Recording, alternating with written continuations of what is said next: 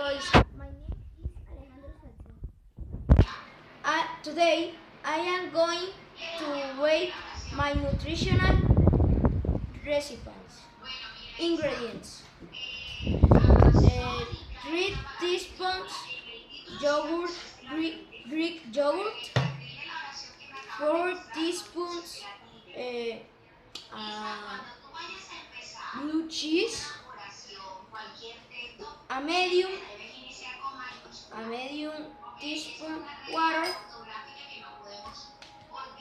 dash a hot sauce, and 6 ounces the tomato, the juice tomato.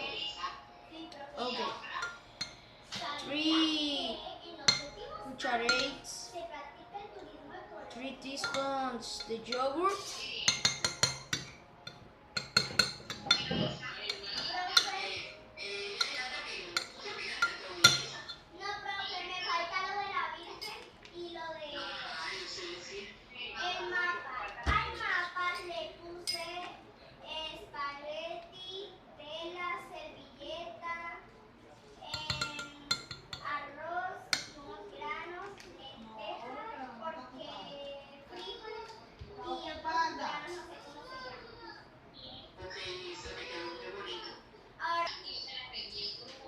a medium water, Profe, lo de la región lo de la región amazónica que no les dije que les traje porque, profe, es que tengo que compartir pantalla porque lo que les traje no lo tengo. thanks mom. Entonces, tengo que... Pero no se puede ahora compartir. Sí, no podemos compartir pantalla. Pero gracias por la intención, mi vida. Bueno. Gracias. Muy bien, Isa. Entonces, Nicolás Castro, te escuchamos. Hola, soy Nicolás Castro, le como su integrada por mi país, sabía que la Amazonas es una exótica región por su de guerra.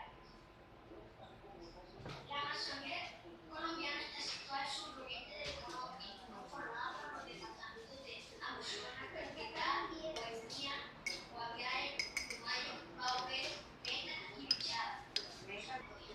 Combine yogurt, blue cheese, water, and sauce, and a small recipe, and stir.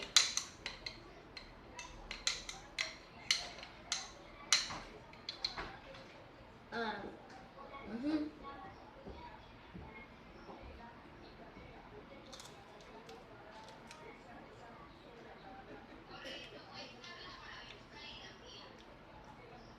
John.